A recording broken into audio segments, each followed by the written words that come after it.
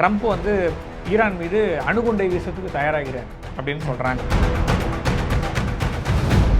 இப்போ நம்ம உலக போரில் தான் இருக்கோம்னு சொன்னால் உங்களால் ஒத்துக்க முடியுமா ஒத்துக்க முடியாதான் தெரியாது. ஆமாம், ஒரு நாளில் ஒரு நாள் கண்டிப்பாக இது வெளியில் தெரியும். அன்றைக்கி நம்ம உலக போரில் தான் இருக்கோம். அமெரிக்கான்றது ஒரு எம்பையர். ஆக்சுவலாக அமெரிக்கான்றது ஒரு நாடு கிடையாது. அமெரிக்கான்றது ஒரு நாடு பிடிக்கும் நாடு. பலுச்சிஸ்தான் தனிநாடுன்னு அவங்க அறிவிக்கிறாங்க, இந்தியாவோட உதவியை கேட்குறாங்க. ஆனால் இந்தியா டைரெக்டாக ஹெல்ப் பண்ணுமானா இப்போதைக்கு பண்ணுறதுக்கு கஷ்டம். பருவநிலை மாற்றம்ன்றது வந்து இயற்கைக்கு மட்டும் இல்லை, சர்வதேச அரசியலும் புவிசார் அரசியலும் கூட சாதாரணமாக ஆயிடுச்சு. மோடி மாதிரி ஆகணும்னு ஆசைப்படலாம், மோடி மாதிரி ஆக முடியாது. அது நடக்கவே நடக்காத காரியம். நேபாள மக்களுக்கு குலதெய்வம் ராமநாத சுவாமி, தமிழகத்துடைய மக்களுக்கு குலதெய்வம் கேதார்நாத் இங்கேருந்து போகிறாங்க. ஸோ அதுதான் வடக்கு தெற்கு, இந்த வடக்கு வாழ்கிற தெற்கு தேர்தலாம் இன்னும். அதாவது ஈரான் வந்து அமெரிக்காவை ஓடவிட்ட ஒரு ட்ரோன்னா அது ஷஹத் 131, 136 ட்ரோன். அதே போல் ஒரு ட்ரோன் இந்தியாவிலும் இருக்கிறது அப்படின்றத நம்ம தெரிஞ்சுக்கணும். ஆயில் வச்சுட்டு உலகத்தில் அடிக்கிறவங்க கூத்து இருக்கு, பெரிய பிரச்சனை. அதனால அதுலேருந்து வெளில போகணுன்றது தான். மைத பீப்பிள் நேயர்களுக்கு வணக்கம். பல்வேறு அரசியல், பொருளாதார, சமுதாய பிரச்சனை ஆலோசனை கொடுத்த நிகழ்ச்சியில் நம்முடைய புவிசார் அரசியல் விமர்சகர் கணேஷ்குமார் வந்திருக்காங்க. வணக்கம் சார். வணக்கம் சார். ஜெய்ஹிந்த் சார். சார், இப்போது அமெரிக்கா ஈரான் போர் முடிவடைந்த நிலை அப்படின்னு சொல்லப்பட்டிருக்கு. அதுக்கப்புறம் அதோட பொருளாதார வீழ்ச்சி, பொருளாதார நிகழ்வுகள் போன்ற விஷயங்கள்லாம் பேசப்படுது. இந்தியாவிலும் கூட பெட்ரோலியம் விலை போன்ற விஷயங்கள்லாம் மாறக்கூடிய சூழ்நிலை இருக்குன்னு சொல்கிறாங்க.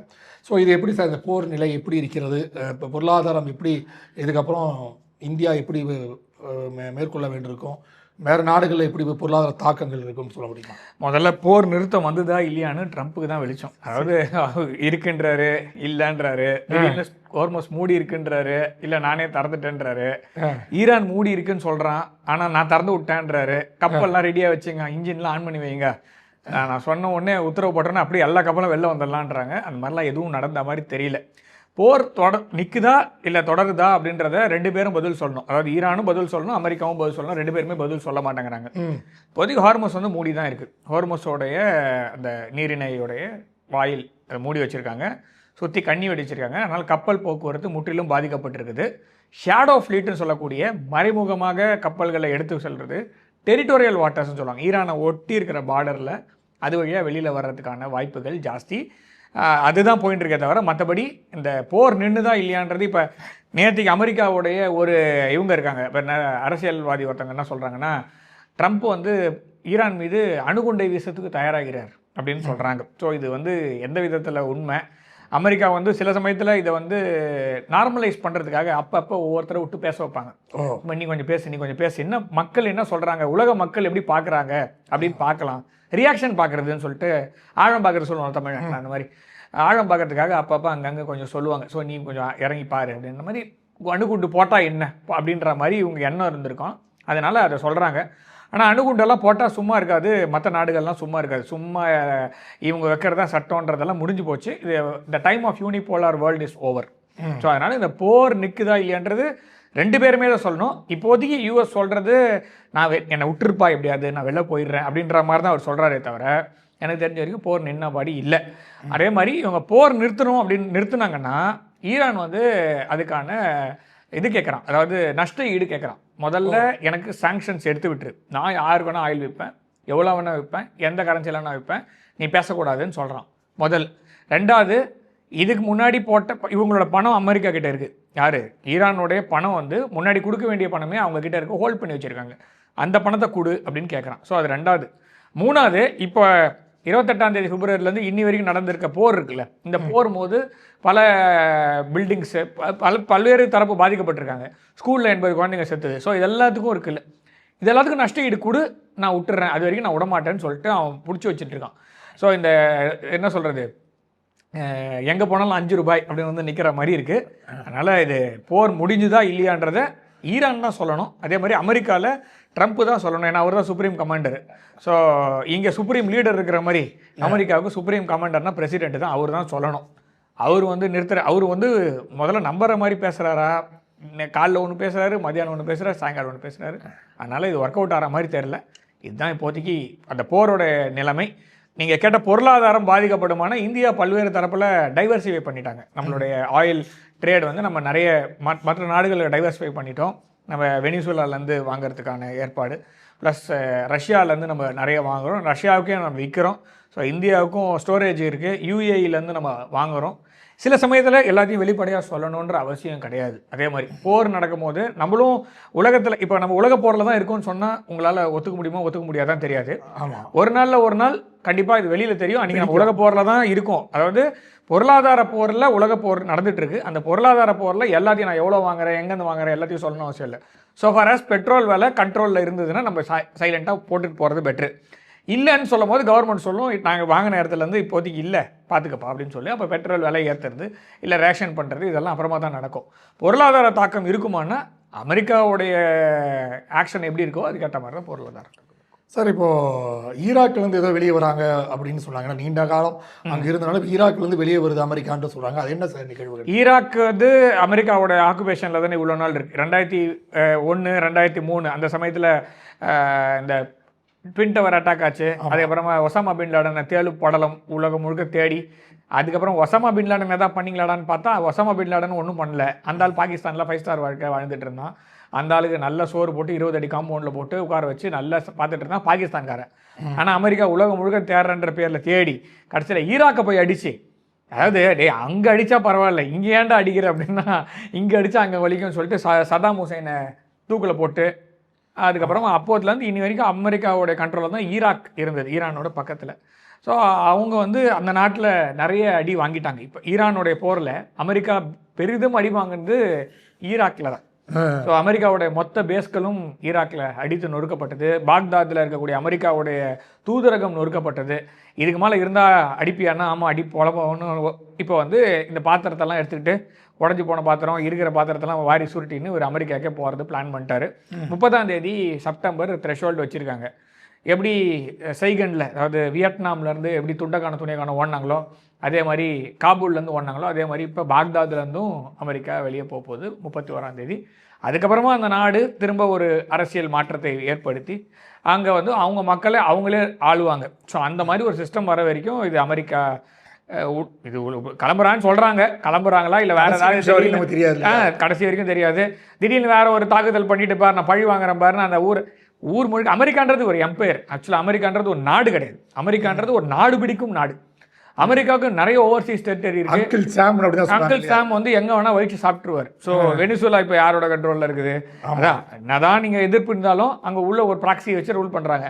ஸோ எவ்வளோ ஐலாண்ட்ஸு, எவ்வளோ இடத்துல குவாம்னு ஒரு தீவு இருக்குது. நான் சொல்கிறது வந்து கிழக்கு பக்கத்தில், அதாவது ஜப்பானுக்கு கீழே பிலிப்பைன்ஸுக்கு மேலே குவாம்னு ஒரு தீவு இருக்குது. அந்த தீவில் இன்னும் அமெரிக்கா காலி பண்ணவே இல்லை. 2ஆம் உலக போரில் ஆட்டையை போட்டது இனி வரைக்கும் உட்காந்துருக்காங்க. தீவு கார்சியா நம்மளதுலேருந்து 1800 கிலோமீட்டர் கீழே இருக்கக்கூடிய ஒரு ஐலாண்டு. நம்ம சென்னையில் கன்னியாகுமரியிலேருந்து 1800 கிலோமீட்டரு, சென்னையிலேருந்து ஒரு 2000 கிலோமீட்டர் 2500 கிலோமீட்டர் கீழே ஒரு தீவு. அந்த தீவு வந்து யூகேவும் யூஎஸும் சேர்ந்து தான் அட்மினிஸ்டர் பண்ணுறாங்க. அது மொரிஷியஸோடைய தீவு, சாகோஸ் தீபகற்பம், அங்கே தீவுகள் கூட்டத்தோடைய ஒரு பகுதி. இனி வரைக்கும் காலி பண்ண மாட்டேன்னு சொல்கிறான். மற்ற இடத்தெல்லாம் கூட விட்டு போவோம், அந்த இடத்த விட்டு போக மாட்டேன்றான். கேட்டால் சைனா பூதம் வந்துடும், பேய் வரும், பிசாஸ் வரும்னு கதையை விட்டுட்டு தெரியுறாங்க. ஸோ இது மாதிரி பிடிச்சி அதே தான் ஈராக்லேயும் பண்ணாங்க. இப்போ உள்ளுக்குள்ளே வெளுத்து போச்சு, சம்மடி வாங்கினதுனால இதுக்கு மேலே அங்கே இருக்க இவங்களுக்கு செலவு ஜாஸ்தி.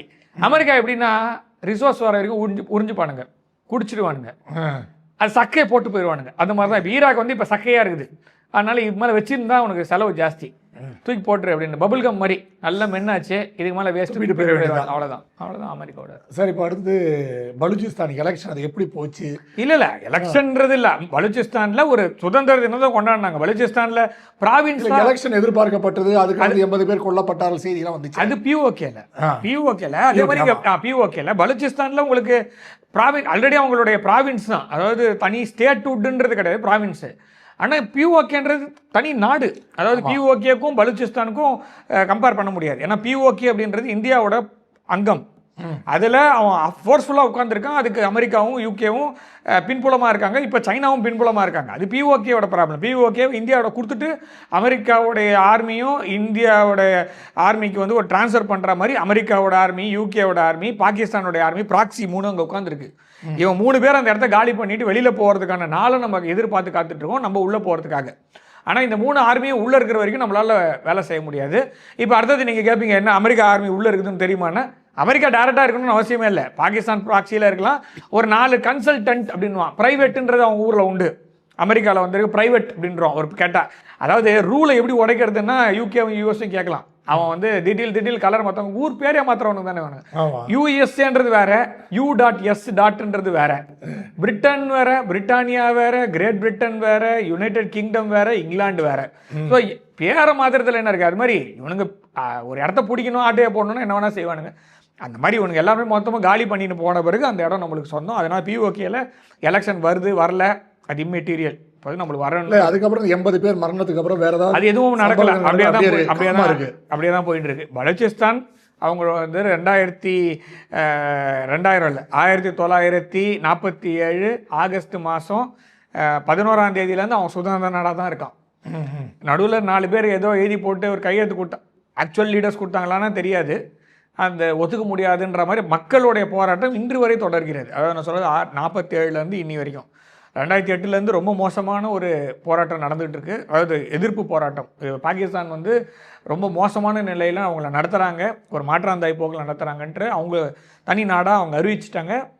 அவங்களுடைய தலைவர்கள்லாம் பேசுகிற பேச்செல்லாம் வந்து ரொம்ப வைரலாக ப்ளஸ் ரொம்ப நெகிழ்ச்சியான ஒரு இதுவாக இருக்குது. நாங்கள் தனி நாடு தான், எங்களுக்கு இந்தியாவும் ஆப்கானிஸ்தானும் ஈரானும் அங்கீகரித்தா போதும், மற்ற எவனும் எங்கள் அங்கீகரிக்க வேண்டான்ற அளவுக்கு போகுது. ஆனால் உலகத்தில் மற்ற நாடுகள் முக்கியமாக மேற்கத்திய நாடுகளுடைய we are living in order இல்லையா, வேர்ல்டு ஆர்டர்னு ஒன்று போயிட்டு இருக்காது. மோசமான வேர்ல்டு ஆர்டர் தான். பட் ஸ்டில் அவன் சொல்கிறத நம்ம கேட்டு தான் ஆகணுன்ற மாதிரி ஐநா பொது சபையிலையும் ஐநா பாதுகாப்பு கவுன்சிலையும் இது அங்கீகரிக்கப்பட்ட நாடாக மாறுற வரைக்கும் இது பிரச்சனை தொடர்ந்து தான் தொடரும். அதனால் பலூச்சிஸ்தான் தனி நாடுன்னு அவங்க அறிவிக்கிறாங்க, இந்தியாவோட உதவியை கேட்குறாங்க.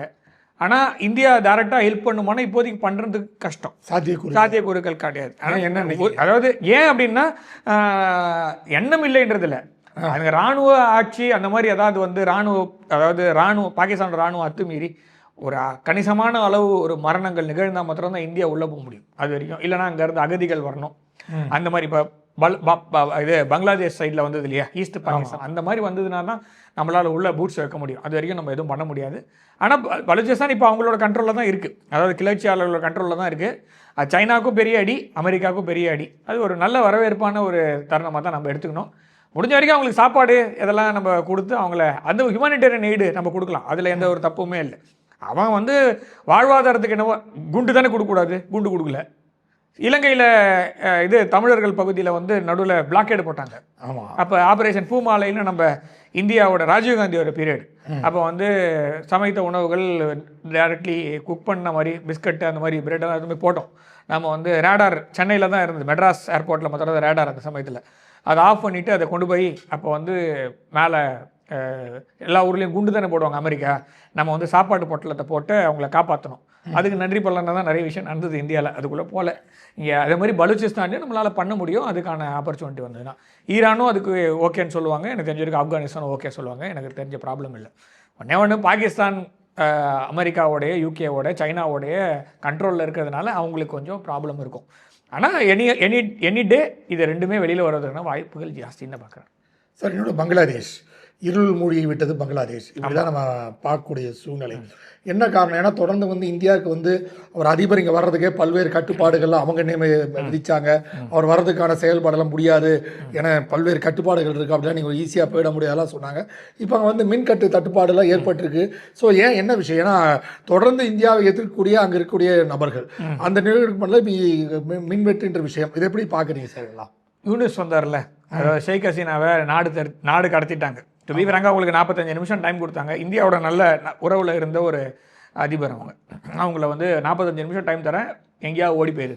அவங்க நேராக இந்தியா வந்து அமெரிக்காவிலேருந்து ஒரு ஆளை கொண்டு போய் ஏர் ட்ராப் பண்ணாங்க. முகமது யூனிஸ், ப்ரொஃபஸர் முகமது யூனிஸ், நோபல் பரிசு பெற்ற. நம்ம ஊர்லேயும் ஒரு நோபல் பிரைஸ் பெற்றவங்க இருக்காங்க. அதே மாதிரி ஆர்ஜின் தான். நோபல் பிரைஸ்ன்றது வந்து ஒரு வெஸ்டர்ன் ரெகக்னிஷனாக தான் நான் பார்க்குறேன். 1947க்கு அப்புறமா இது வரைக்கும் அறிவியலில் விஞ்ஞானத்தில் ஒரு நோபல் பிரைஸ் கூட இந்தியா வாங்கலை அப்படின்றது ஒரு புள்ளி விவரம் தெரிஞ்சுக்கங்க. அப்போனா அறிவே இல்லாமல் நம்மளாம் உட்காந்துருக்கோமா அப்படின்றது ஒன்று. ரெண்டாவது, அப்படியே நோபல் பிரைஸ் வாங்கினாலும் அது இந்தியன் ஆரிஜினாக தான் இருக்கே தவிர இந்தியர்களுக்கு இல்லை. இதுக்கு முன்னாடியும் இல்லை. ஏன்னா இதுக்கு முன்னாடி இருந்து ஒரு நோபல் பிரைஸ் வாங்கினவர் சர் சி.வி. ராமன். அவரும் வந்து பார்த்தீங்கன்னா பிரிட்டிஷ் இந்தியன் தான் தவிர இந்தியன் இல்லை. அதனால் எனக்கு தெரிஞ்ச வரைக்கும் இந்தியாவிற்கு இந்தியர்களால் இந்தியராக ஒரு நோபல் பரிசு விஞ்ஞானத்தில் அறிவியலில் கிடையாது அப்படின்னு வச்சுக்கோங்க.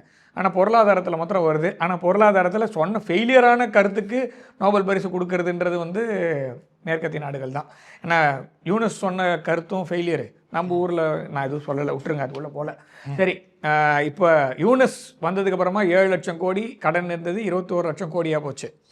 அது மாத்திரம் இல்லாமல் இந்தியாவுடைய 7 சிஸ்டர்ஸ், நம்மளுடைய சகோதரர்கள் வட கிழக்கு மாநிலங்களுக்கு ஒரே ஒரு கட் பண்ணனா போயிடுவோன்னு வாய் விட்டேன். நாங்கள் நினச்சா என்ன வேணா செய்வோன்னு சொன்னேன். இப்போ உனக்கு தான் பிரச்சனை இருக்கு போல இருக்குது. 3 மாநிலங்கள் தனியாக போடுவதற்கான வாய்ப்புகள் ஜாஸ்தின்னு நான் பார்க்குறேன்.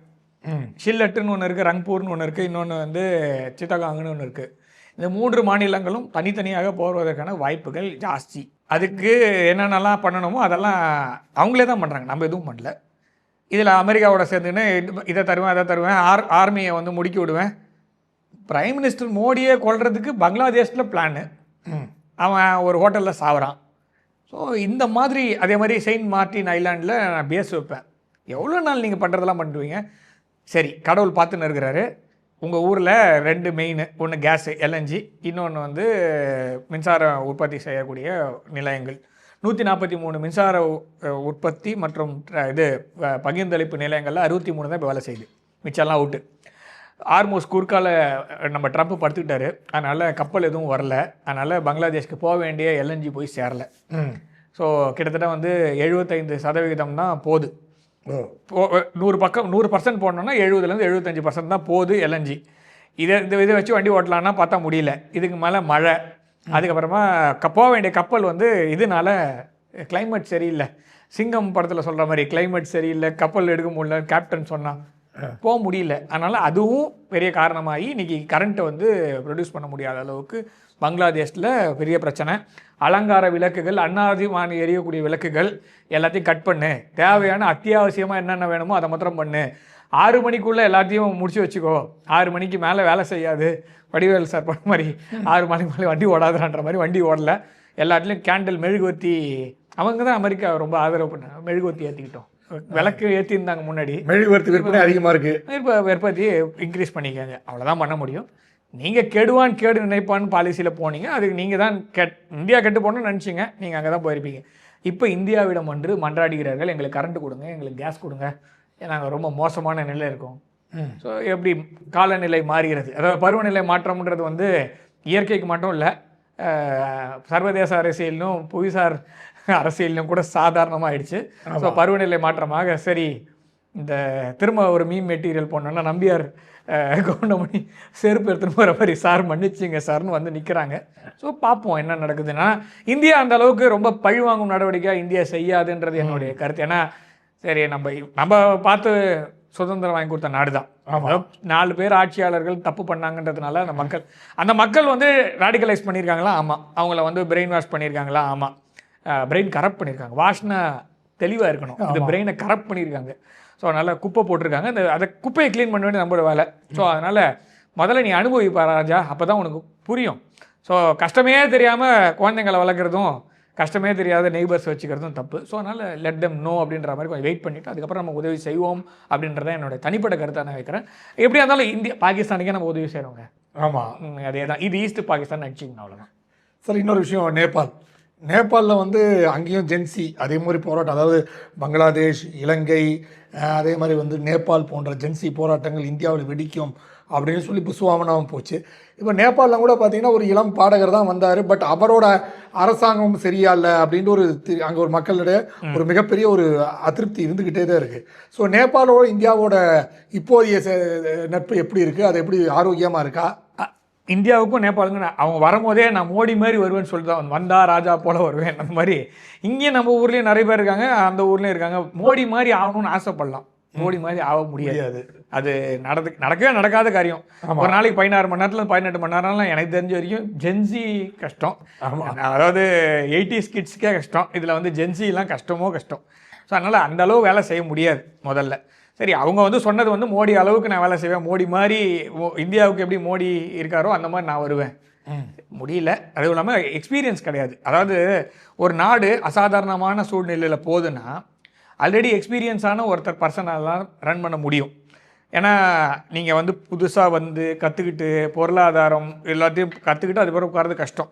அதனால் முதல் விஷயம் ஆல்ரெடி ஒருத்தர் எக்ஸ்பீரியன்ஸாக இருக்கிறவர் கூட இருக்கிறதோ இல்லை எக்ஸ்பீரியன்ஸ் ஆனவர் வர்றதோ நல்லது.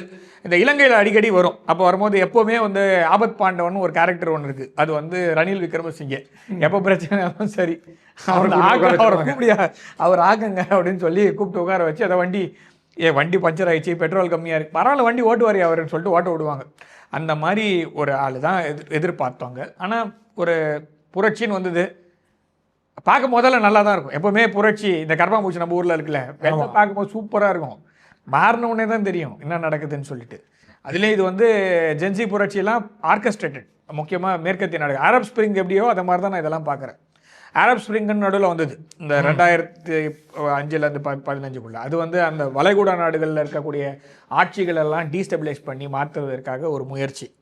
அதே போல் இது ஜென்சி அப்படிங்கிறது தெற்கு ஆசிய நாடுகளுக்கு, தெற்கு ஆசிய பிராந்தியத்தில் இருக்கக்கூடிய நாடுகளுக்கு ஒரு பெரிய ஒரு தலைவலியாக இருக்கக்கூடிய. ஸோ அந்த மாதிரி தான் அவங்க கொண்டு வந்தாங்க. ஆனால் பெருசாலாம் எதுவும் பண்ண முடியல. அதுவும் இல்லாமல் இந்தியாவுடைய உறவுகள் அப்படின்றது இதில் வரல. ஏன்னா வெளிநாடு அப்படின்னு சொல்லும் போது அது நேபாளோ இல்லை பூட்டானோ, ஏன் முன்னாடி பங்களாதேஷுமே அப்படி தான் இருந்தது. இப்போ தான் அந்த அமெரிக்காவுடைய ஹேண்ட் அங்கே இருக்குது. இங்கே ட்ரை பண்ணாங்க, ஆனால் சில இதெல்லாம் மாற்ற முடியாது. நேபாளோடைய இப்போ ரீசெண்டாக ஒரு 17ஆம் தேதி அன்னைக்கு இந்தியாவுடைய ஜெனரல் அவர் வந்து நேபாளோடைய இராணுவத்தோட கௌரவ ஜெனரல் அப்படி தான். இது வந்து 1950 இன்னி வரைக்கும் அது வந்து தொடர்ச்சியாக நடக்கக்கூடிய விஷயம்தான். அதனால் அவர் தான் நேபாளத்துடைய இராணுவத்துடைய தலைவர். யாருன்னா இந்திய இராணுவத்தோட ஜெனரல். ஸோ இது வந்து அலங்கார பதவியான இல்லை, ட்ரைனிங்லேருந்து கேட்டி நாலேஜ் ட்ரான்ஸ்ஃபர்லேருந்து டெக்னாலஜி ட்ரான்ஸ்ஃபர்லேருந்து இந்தியாவோட உதவி உங்களுக்கு எப்பவுமே உண்டு. இது வந்து இராணுவ ரீதியாக மட்டும் இல்லை, அசம்பாவித சம்பவம். சார் சப்போஸ் ஒரு பூகம்பம் வந்ததுல, அப்போ முதல்ல ஃப்ளைட்டு, அதாவது ஆஃப்டர் ஷாக்ஸ், அதாவது பூகம்பம்ன்றது பெருசாக ஒன்று வரும், அப்புறமா குலுங்கி நிற்கும். ஒரு 100 பூகம்பம் வரும். அதாவது ஒன்று வந்து ஒரு 7 புள்ளி வந்ததுன்னா மாறினே ஒரு 7லேருந்து 5 ஆகும், 5லேருந்து 4, அப்புறம் 3. அப்போ 5ல் குலுங்குது அந்த ஏர்போர்ட். அப்போயே ஒரு ஃப்ளைட்டை கொண்டு போய் நம்ம ஊரில் ரிலீஃப் மெஷர்ஸோட போய் இறங்கி அவங்க ஊருக்கு மறுகட்டமைப்புக்கெல்லாம் நம்ம உதவி பண்ணோம். அது மாதிரி பல்வேறு, அதாவது உணவிலிருந்து பெண் கொடுத்து பெண் எடுக்கும் வரை அப்படின்றது வந்து அந்த பார்டரில் உண்டு. அதாவது நேபாளுக்கும் இந்தியாவுக்கும் நம்மளே கூட கப்பல் விட்டால் இந்தியாவுக்கும் இலங்கைக்கும் என்ன உறவோ அதே தான் இந்தியாவுக்கும் நேபாளுக்குமான உறவு. அதனால் உறவுகள்லாம் இன்னும் பெரிய பாதிப்பு இல்லை. நடுவில் கொஞ்சம் பேரை கெடுக்கலான்னு பார்த்தாங்க, அது பண்ண முடியல. திரும்ப அவங்களுடைய ஆட்சி மாற்றம், அவங்க மன்னராட்சி தத்துவத்தை எதிர்கொண்டு காத்திருக்கிறார்கள். எப்போ வந்து மன்னராட்சியை திரும்ப எடுத்துக்கிறாங்களோ அன்றைக்கி கரெக்டு. இன்ஃபேக்ட் சொல்ல போனால் நேபாளோடைய மன்னர் இருக்கார்ல, அவருக்கும் ராமநாதசாமி கோயில் இருக்கு இல்லையா, நம்மளோட ராமேஸ்வரம் குலதெய்வம் அப்படின்னாங்கல்ல. ஆமாம், அங்கேருந்தான் வரணும். அதுதான் அவங்களோட குலதெய்வம். நம்ம தமிழ்நாட்டில் இருக்கக்கூடிய பல்வேறு இது மக்களுக்கு வந்து கேதாரீஸ்வரர் தான் குலதெய்வம், இல்லை அந்த நோன்பு தான் வைப்பாங்க. ஸோ எப்படி கனெக்டாக இருக்கு பாருங்க. இந்தியா நேபாள் எல்லாம் ஒன்று தான், அகண்ட பாரதம் தான். நேபாளத்தோட நாட்டோட அரசர் நேபாள மக்களுக்கு குலதெய்வம் ராமநாதசாமி, தமிழகத்தோடைய மக்களுக்கு குலதெய்வம் கேதார்நாத்னு இங்கேருந்து போகிறாங்க. ஸோ அதுதான் வடக்கு தெற்கு, இந்த வடக்கு வாழ்கிற தெற்கு தேர்தலாம் ஒன்றும் காலத்துக்கு இப்போ வந்து தான் இருக்கலாம், காலங்காலமாக நம்ம ஒன்றா தான் இருக்கோம். இந்த ஆட்சி மாற்றம் கொஞ்சம் டஃப் டைமில் போயிட்டுருக்காங்க. மீண்டும் அவங்க மன்னராட்சியோ இல்லை புதிய ஒரு ஆட்சி வரும்போது அவங்க இணைந்து பணியாற்றுவதற்கான ஒரு வாய்ப்பு அவங்களுக்கு கிட்டும். ஆத்ம நிர்பான் பாரத், இதுதான் வந்து மேக் இன் இந்தியா. அது பல்வேறு விஷயங்கள் பண்ணும்போது பிரம்மோஸ் பண்ணுற பல விஷயங்களை வந்து நம்ம இராணுவத்தில் இன்ட்ரோ பண்ணி கொடுத்துட்ருக்கோம். ஆயுதங்கள் வந்து வெளிநாடுகளுக்கு கூட நம்ம வந்து ஏற்றுமதி, ஜெய்சங்கர் அவர்கள் போய் பேசி பல நாடுகளுக்கு நம்ம ஏற்றுமதி பண்ணக்கூடிய சூழ்நிலை. இப்போ இன்னொன்று கூட புதுசாக வந்து இப்போ திவ்யாஸ்திரா மார்க் 3 அப்படின்றாங்க. அப்போ அதோட என்ன செயல்பாடுகள் என்னது, எப்படி சார்? அது முழுக்க இந்தியாவில் செய்யப்பட்ட ஒரு கவான்ற கம்பெனி. ஆமாம், காவா UAV பிரைவேட் லிமிடெட்ன்ற ஒரு இது கம்பெனி. அவங்க தயாரித்த முழுக்க இந்தியாவில் தயாரித்த முக்கியமான பாகங்கள் எல்லாமே இந்தியாவில் செய்யப்பட்ட ஒரு லாய்ட்ரிங் மியூனிஷன். அதாவது சும்மா பறந்துக்கிட்டே இருக்கும். சும்மா ஒருத்தன் சுற்றினே இருப்பான், எதுடா சுற்றினே இருக்க, அவனுக்குன்னு வேற வேலை வரும், அது வேலை வரும்போது அவன் செய்வான். இந்த விக்ரம் படம் மாதிரி வச்சுக்கோங்க. ஸோ அப்படியே சுற்றினே இருக்கும்போது எப்போ அடிக்குமோ அந்த மாதிரி லாய்ட்ரிங் மியூனிஷன் இது ஸ்டார்ட் ஆகிடும் அப்படியே சுற்றிட்டு இருக்கும், மணிக்கணக்கில் சுற்றும். எப்போ வந்து டார்கெட் வருதோ, இல்லை அந்த ஒன்று அது ட்ரோனாக இருக்கலாம், அதாவது air to air, air to ground ரெண்டுமே அது பண்ணும். வான்வெளியிலேயே ஒரு எதிரி ட்ரோனாக இருக்கலாம், இல்லை மிசைலாக இருக்கலாம், ஏதோ ஒன்று அதை வச்சு முடிக்க முடியும். இல்லை வானத்திலேருந்து நேராக கீழே தரையில் வச்சு அடிக்கிற மாதிரி இருக்கக்கூடிய அதுவும் பண்ண முடியும். ரெண்டுமே இருக்கக்கூடிய ஒரு கேப்பாசிட்டி இருக்கக்கூடிய அந்த லாய்ட்ரிங் மியூனிஷன் அது வந்து இந்தியாவில் முழுக்க தயாரித்தது. அது வந்து ஜெட் இன்ஜின்னு சொல்கிறாங்க, அது எப்படின்னு நம்மளுக்கு தெரியல, வெயிட் பண்ணோம். அப்போனா வேகம் அதிகமாக செல்லக்கூடியது, கிட்டத்தட்ட மணிக்கணக்கில் வானத்திலேயே வட்டமிட்டு நோட்டமிட்டு சும்மாவே இருக்கிற மாதிரி இருக்கும். ஆனால் எப்போ அடிக்கணுமோ துல்லியமாக டக்குன்னு போய் அது தன்னைத்தானே தன்னைத்தானே அது ஏஐல இருக்கு, தன்னைத்தானே அழித்து கொண்டு எதிரியையும் அழித்து கொள்ள அது வந்து ஒரு தற்கொலைப்படை மாதிரி. ஆமாம், சூசைட் ட்ரோன் தான் அது. ஸோ அது போய் அடித்து காலி பண்ணிடும்.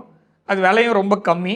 இந்த மாதிரி தான் ஷஹேத் ட்ரோன், அதாவது ஈரான் வந்து அமெரிக்காவை ஓடவிட்ட ஒரு ட்ரோன்னா அது ஷஹேத் 131, 136 ட்ரோன்.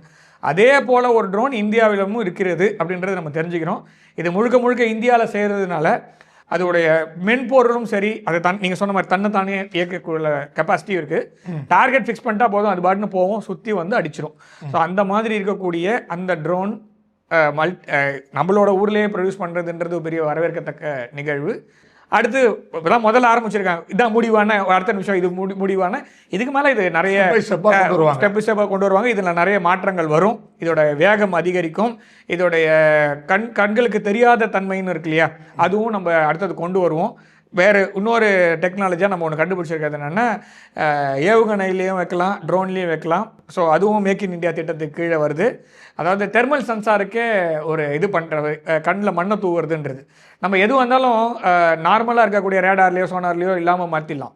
ஆனால் ஹீட் சென்சார் இருக்குல்ல, தெர்மல் சென்சாரில் மாட்டிக்கும். அதுக்கு கண்ணில் மண்ணை தூவுற மாதிரி ஒரு எக்யூப்மெண்ட்டையும் நம்ம ஊரில் கண்டுபிடிச்சிருக்காங்க. அதுவும் இதெல்லாம் ஒன்றா சேர்த்து வரும்போது இந்தியாவுக்கு பெரிய ஆப்ரேஷன் சிந்தூர், இந்த பாஸ் பட்டன் ரிலீஸ் ஆகும்போது அவன் பாட்டு பாடுறத அப்படியே போய் நிறுத்தி வச்சுருப்பாங்க, திரும்பி எடுத்து விட்டோடனே திரும்ப அடிப்பான்ல, அந்த சமயத்தில் இதெல்லாம் நம்மளுக்கு மிகப்பெரிய ஒரு உபயோகமாக இருக்கும். அது வந்து நம்மளோட இராணுவத்துக்கு பாதுகாப்புக்கு மிகப்பெரிய ஒரு வலுக்கூட்ட விதமாக இருக்கக்கூடிய ஒரு இது விஷயமாக தான் நம்ம இதை பார்க்கணும். சார், இது சக்ஸஸ் ரேட் இப்படி எதுனா இல்லை, இப்போ தான் டெஸ்ட் தான் பண்ணியிருக்காங்க. அது வந்து ஒரு ஜீப்பில் வச்சு டெஸ்ட் பண்ணியிருக்காங்க. அது இன்னும் லான்ச்சர்ன்றது ஒன்று இருக்கும், அதை ஸ்லிங் ஷாட் மாதிரி அடிப்பாங்க. அதெல்லாம் தான் சொல்கிறேன். அதாவது முதல் கட்டத்தில் டெஸ்ட்டு Mark 3 வந்து பாஸ் ஆயிடுச்சு. ஒரு ஜீப்பில் வச்சு அதை செலுத்தியிருக்காங்க, அதை சுற்றி வருவது பார்த்துருக்காங்க, அதோடைய மற்ற பேராமெட்ரிக்ஸ்லாம் செக் பண்ணியிருக்காங்க. இதை லான்ச் பண்ணுறதுக்குன்னு தனியாக லான்ச்சர்ஸ்லாம் இருக்குது. ஸோ அதையும் வச்சு அதில் டெஸ்ட் பண்ணி பார்க்கும்போது அது இன்னும் நல்லா இருக்கலாம்.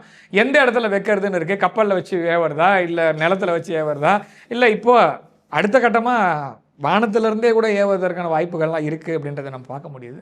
ஸோ இதெல்லாம் கொஞ்சமாக தான். அதே மாதிரி எல்லாத்தையுமே நம்ம முதல் நாளே சொல்லவும் முடியாது. நம்ம போர்க்காலத்தில் தான் இருக்கோம் உலகத்தில், அதனால் சில கண்டுபிடிப்புகள்லாம் சர்ப்ரைஸ் எலமெண்ட்டாக இருக்கும். ஆப்ரேஷன் சிந்தூர் நடக்கும்போது ஆயிரக்கணக்கான ட்ரோன் இந்தியா மீது பாகிஸ்தான் ஏவியது. ஆனால் ஒன்று கூட இந்த பக்கம் வரவே இல்லை, எல்லாத்தையுமே அப்படியே ராஜஸ்தானோட கட் பண்ணி விட்டாங்க. ஸோ அது எப்படி வந்தது அப்படின்னா, அதுக்கு தேவையான பின்னாடி இருக்க சைபர் வார்ஃபேர், நம்மளுடைய ஐஐடியோடைய ஹெல்ப் வந்து ரொம்ப யூஸ்ஃபுல்லாக இருந்தது. காமகோட்டி ஐயா இருக்காருல்ல, அவருடைய ஹெல்ப் ரொம்ப அதிகமாக யூஸ் பண்ணாங்க. இந்திய இராணுவத்தோடைய சைபர் செக்யூரிட்டியோடைய டீமு நிறைய என்ன சொல்ல ப்ரைவேட் கம்பெனிஸும் ஹெல்ப் பண்ணியிருக்காங்க. ஸோ அந்த மாதிரி ஒரு ஒரு போர்னு வரும்போது எல்லாருமே சேர்ந்து டயர் காத்தடிக்கிறதுலேருந்து விமானத்தை பறக்க வைக்கிற வரைக்கும் எல்லாருமே முக்கியம். அந்த மாதிரி அது எல்லாமே இருக்கும். இன்றைக்கி இந்த நியூஸ் நம்மளுக்கு கொடுத்துருக்காங்க, வரவேற்போம். இதுக்கு மேலே இருக்கக்கூடிய பல்வேறு அடுத்த ஆராய்ச்சிகள், அந்த முடிவுகள்லாம் நம்ம வெயிட் பண்ணுவோம். பெரிய பிரச்சனை வரும்போது என்னடா நம்ம கூட தான் இருந்தானா இவ்வளோ பெரிய ஆளுன்றது அப்போ தெரியுமே தவிர, அது வரைக்கும் நம்ம அமைதி காப்பது நல்லது. ஆனால் இந்தியா இஸ் சேஃப் நவ். இந்த இன்ஃபர்மேஷன் நம்ம இப்போதைக்கு எடுத்துகிட்டு போகலாம். சார், இப்போ நம்ம பார்த்தோம்னா இன்னொன்று நம்ம மோடி அவர்கள் வந்து ஒரு ட்ரெயின் வந்து ஆக்சிஜனா ஹைட்ரஜன் ட்ரெயின் அது கொண்டு வந்தாங்க. இப்போது அது உலகத்திலே வந்து இந்தியாவில் தான் முக்கியமான விஷயம். இரண்டாவது இடம், அதாவது முதல்ல ஜெர்மனியில் இருந்தது, அப்புறமா இந்தியாவில் கொண்டு வந்திருக்காங்க. ஸோ இதுவுமே வந்து இப்போ வந்து பொருளாதாரம் மற்றும் தொழில்நுட்பம் போன்ற வளர்ச்சியில் வந்து இந்த விஷயங்கள் பார்க்கும்போது அதுவும் ஒரு பெரிய வளர்ச்சியாக இருக்கு இல்லையா? அது ஹைட்ரஜன் வந்து மோடி அரசாங்கம் வந்து 2019, 18, 19 சொல்லிட்டு இருக்கு. க்ரீன் ஹைட்ரஜன் இனிஷியேட்டிவ் நம்ம கொண்டு வந்திருக்கோம். சோலார் இன்டர்நேஷ்னல் சோலார் அலையன்ஸ்ன்றது, அதாவது ஆல்டர்னேட்டிவ் ஆயில் வச்சுட்டு உலகத்தில் அடிக்கிறவங்க கூத்து இருக்கு பெரிய பிரச்சனை. அதனால அதுலேருந்து வெளில போகணுன்றது தான் நம்ம இந்திய அரசாங்கம் ரொம்ப நாளாக ஆயிலை குறைக்கணும் அப்படின்றது முடிவு பண்ணிட்டாங்க. ஏன்னா இதுதான் பெரிய மாஃபியா அப்படின்னு தெரிஞ்சிச்சு. ஸோ இப்போ ஆயில் போயிடுச்சுன்னா மற்ற என்ன பண்ணலாம், சோலார். ஸோ அதுக்கு தான் மானியம் கொடுத்தாங்க. அது சரி, சோலாரே எல்லா இடத்துலையும் வீட்டில் மாற்றி வச்சுக்க முடியுமா? இப்போ எலக்ட்ரிசிட்டி ஓரளவு தான் பண்ண முடியும், அதுக்கு மேலே பண்ண முடியாது சோலாரில். அது நீங்கள் என்ன தான் 300 நாள் வந்து சோலார் ப்ரொடியூஸ் பண்ணுற அளவுக்கு இருந்தாலுமே வருஷத்தில். ஸோ இருந்தாலும் இப்போ இன்ஜின் மாதிரி வச்சு ரன் பண்ணுறதை வந்து கண்டிப்பாக தேவைன்றதுனால ஹைட்ரஜன் இனிஷியேட்டிவ், அது க்ரீன் ஹைட்ரஜன் இனிஷியேட்டிவ் கொண்டு வந்தாங்க. அதன் மூலமாக தான் இந்த ஹைட்ரஜன் இன்ஜின் வந்தது. ஸோ இப்போ ஆயிலை கம்மி பண்ணி இந்த மாதிரி முதல்ல வந்து இன்ஜினோட எஃபிஷியன்சி ஜாஸ்தியாக இருக்கும். இன்னொன்று நம்ம மற்றவனை நம்பி இல்லை, ஹைட்ரஜன் ப்ரொடியூஸ் பண்ணுறதுக்கான முயற்சியும் நம்ம தனியாக பண்ணிட்டு இருக்கோம். இன்ஜின் முழுக்க முழுக்க make in India, Atma Nirbhar Bharat. இதை வந்து அடுத்தது கொண்டு வந்தோன்னா நம்ம கட்ட வேண்டிய, அதாவது ஆயில் வாங்கிறது குறைச்சிக்கலாம். அதே மாதிரி ரொம்ப எஃபிஷியண்ட்டாக ஒர்க் பண்ணுற இன்ஜின் இருக்குது. ஸோ எல்லா இடத்துலையும் டெஸ்ட் மாதிரி பண்ணுறான். அதாவது சும்மா ஒரு பைலட் சும்மா ஒரு சின்னதாக ஒரு 2 கம்பார்ட்மெண்ட், நம்ம மாத்திரம்தான் முழு ட்ரெயின் பெரிய, அதாவது சும்மா ஒரு வண்டி ஓடுதான் செக் பண்ணுறதுக்கு அவங்க பண்ணியிருக்காங்க. அதுதான் அதாவது ஜெர்மனியில் பண்ணது அப்படின்றது சும்மா ஒரு வண்டி ஓடுதா இல்லையா செக் பண்ணிக்க, இந்த இன்ஜின் ஒர்க் ஆகுதா இல்லையான்னு பார்த்துக்கன்றது தான். ஆனால் இந்தியா அப்படி கிடையாது. இந்தியா ஃபுல் ட்ரெயின், ஆக்சுவல் ட்ரெயினையே டெஸ்ட் பீஸாக மாற்றி ஓட விட்டு வண்டி ஓடுதுன்றதை கண்டுபிடிச்சிருக்காங்க. ஸோ அது வந்து ஒரு பெரிய புரட்சி. ஏன்னா இந்த ட்ரெயினை வச்சு தான் யூகே உலகத்தை நிறைய இடத்துல ஆண்டுதுன்னு சொல்கிறது இல்லை. ரயில் ரோடு சிஸ்டம் ரொம்ப முக்கியமான ஒரு விஷயம். அந்த ரயில் ரோடு சிஸ்டத்தில் அடுத்த கட்ட பணியாக தான் நம்ம இப்போ ஹைட்ரஜன் கொண்டு வந்திருக்கோம். ஸோ முதல்ல வந்து கரி இன்ஜின் இருந்தது, அப்புறமா அது டீசல் ஆச்சு, அப்புறம் எலக்ட்ரிக்கு, அப்புறம் அது போனோம். அதுக்கப்புறமா இப்போ எலக்ட்ரிக், நம்ம தான் எலக்ட்ரிஃபிகேஷன் நிறைய பண்ணியிருக்கோம். ஸோ இப்போ லாஸ்ட்டு ஒரு 12 வருஷத்தில் இப்போ அடுத்தது எலக்ட்ரிசிட்டி இல்லாத இடத்துல நம்மளால் ஹைட்ரஜனையும் கொண்டு வர முடிஞ்சதுன்னா பெரிய ஒரு ப்ளஸ் பாயிண்ட். அதை இப்போ நீங்கள் இது மாதிரி எரிபொருள் பற்றி சொல்லும்போது பெட்ரோல் அதுக்கும் பல்வேறு எதிர்ப்புகள் சொல்லுவாங்க. ஏங்க பெரிய மாஃபியாங்க, E20க்கெல்லாம் எதிர்ப்பு இதெல்லாம் ரொம்ப கம்மி, இன்னும் நிறைய வரும், கவலைப்படாதீங்க. எறும்பு வச்சு பெட்ரோல் டேங்க் மேலே போட்டு பாரு, இது கரும்பு ஜூஸ் குடிக்க வந்து செத்து போச்சுன்னு சொல்கிறாங்கல்ல. எவ்வளோ நாடு காணாமல் போயிருக்கு தெரியுமா? இந்த பெட்ரோல் மாஃபியா இருக்கு இல்லையா, ஆயில் மாஃபியா, அந்த லாபி வந்து அமெரிக்காவே ஆளுது. அமெரிக்கா மாத்திரம் இல்லை, இது வந்து உலகத்தையே ஆளுது. ஏன் எனக்கு உடனே சொல்லுங்கள், ஜெர்மனியில் 1920லேருந்து 30லேருந்து 40க்குள்ளே அப்போயே நீங்கள் சொல்கிற வெஹிக்கிள், நான் சொல்கிறது E20 இல்லை, எலக்ட்ரிக் வெஹிக்கிளுக்கான ஆராய்ச்சி முடிஞ்சிச்சு. கிட்டத்தட்ட எவ்வளோ 100 வருஷம் ஆக போகுது. அப்போ அட்வான்ஸ்மெண்ட் வந்திருக்கணும்ல. ஆமாம், ஏன் வரல? ஸோ இங்கே ப்ராப்ளம் என்னென்னா, நீ இதை தான் உபயோகப்படுத்தணும்னு மறைமுகமாக சில பேர் சொல்கிறான். அதில் நீ இவ்வளோ தான் உபயோகப்படுத்தணும், இவங்கிட்ட வந்து தான் வாங்கணும், அதில் இவ்வளோ தான் வாங்கணும், இவ்வளோ ரூபாய்க்கு தான் வாங்கணும் அப்படின்றது அவன் வெளியிலேருந்து ஒருத்தன் நிர்ணயம் பண்ணுறான். அதை எதிர்த்து கேள்வி கேட்டு காணாமல் போன நாடுகளும் தலைவர்களும் மிகப்பெரிய லிஸ்ட்டு. அதெல்லாம் மீறி நம்ம நாடு E20ன்னு வந்துருக்குது. அது E85 வரைக்கும் போகலாம் அப்படின்னு சொல்கிறாங்க. முழுக்க எத்தனை நாள்லேயே ஓடுற அளவுக்கு வண்டி வந்ததுன்னா கூட எனக்கு வரவேற்பு தான். இப்போதைய ப்ராப்ளம் வந்து பேரை கெடுக்கணும்னு முடிவு பண்ணால் என்ன வேணால் சொல்லலாம். ஸோ அவ்வளோதான். அதனால் இதுவரை நிறைய எதிர்பாருங்க. ஏன்னா நம்ம கை வச்சிருக்க இடம் பெரிய இடம். அதனால் இதை விட நிறைய தப்பான நியூஸ்லாம் வரும். ஆனால் நீங்கள் முதல்ல மனசாட்சி ஒன்று இருக்குது, நடக்குதா இல்லையான்றதை பார்த்துட்டு அதுக்கப்புறமா முடிவு பண்ணுங்கள். அதுக்கு முன்னே நீங்களாக வந்து ஏதோ வெளிநாட்டுக்கார என்னைக்காவது அவனுக்கு நம்ம மேலே நல்ல அக்கறை இருந்துருதா? கண்டிப்பாக. அவ்வளோதான். சும்மா இனி வரைக்கும் ஏதாவது பண்ணியிருக்கான். நீ இங்கேருந்து போனவனை நேராக போனாலும் சரி, மறைமுகமாக போனாலும் சரி, கண்ணை கட்டி கையில் காலில் சகிலி போட்டு கொண்டு வந்து விட்றான். அவனுக்கு மேலே ஏதாவது அக்கறை இருக்குமா? முதல்ல அந்த சிந்தனை கூட வராது. ஸோ நீங்கள் பார்க்க வேண்டியது அவனோட ரியாக்ஷன் என்னன்றது மாத்திரம்தான். ஸோ அவனே இதை சொல்கிறான்னா கண்டிப்பாக நல்ல சிஸ்டம் தான். அதனால் E20ன்றது E25, 35 அப்படியே 85 வரைக்கும் போகிறதுக்கான இன்ஜின் வந்துச்சுன்னா வரவேற்போம். அவ்வளோ. கண்டிப்பாக சார், நேரத்தை ஒதுக்கி போயிட்டு எழுதி மிக்க மகிழ்ச்சி. நன்றி சார். ஜெயின் சார். நேரில் மீண்டும் அடுத்த நிகழ்ச்சி சந்திப்போம். அதில் நன்றி, வணக்கம்.